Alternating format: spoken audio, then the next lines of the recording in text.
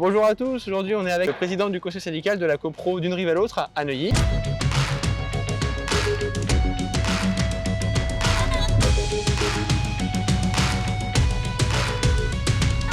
Merci de nous recevoir aujourd'hui. Avec plaisir, bienvenue dans cette belle résidence qu'on vient de réceptionner. Réception du coup en 2020, c'est ça? En 2 temps, ouais, 2020 et là récemment il y a 3 semaines, voilà, pour la deuxième tranche. D'accord. C'est une CoPro qui fait combien de lots? Et il y a 284 logements, 105 places de parking sur 4 niveaux.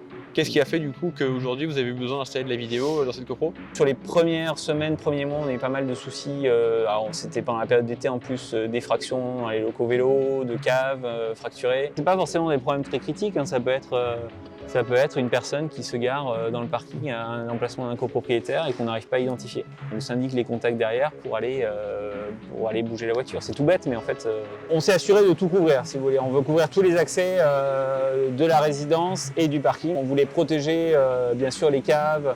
On voulait filtrer l'accès à la chaufferie, qui est l'organe quand même un peu clé de la copropriété. On voulait aussi être capable de tracer en fait les personnes dans leur parcours dans la copropriété, si vous voulez. Donc on peut avoir un prestataire qui va intervenir, qui va causer un dommage dans les parties communes. On est capable, via le système de caméra, de savoir où est-ce qu'il va. Qu'est-ce qui a fonctionné chez Vidéoconsult au regard de la concurrence? Est-ce que c'est essentiellement un facteur prix ou est-ce qu'il y a d'autres éléments qui rentrent en compte? On a fait un appel d'offres complet, on a rencontré les 4 prestataires sur place.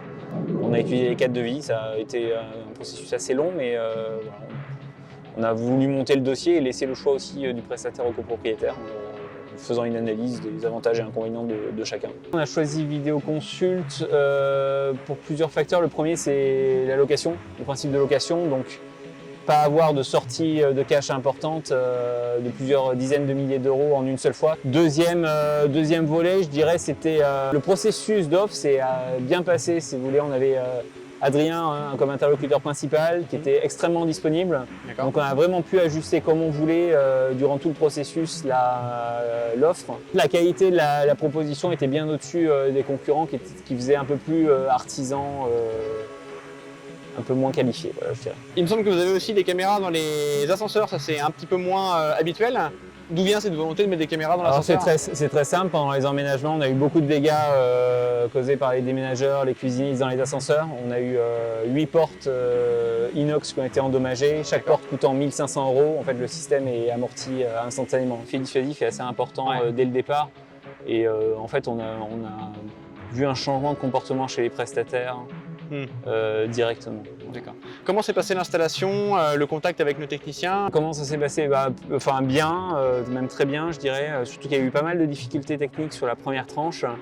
Parce que bien évidemment, dans le neuf, rien n'est prévu pour installer des caméras, donc il n'y a aucun passage de câble qui est disponible.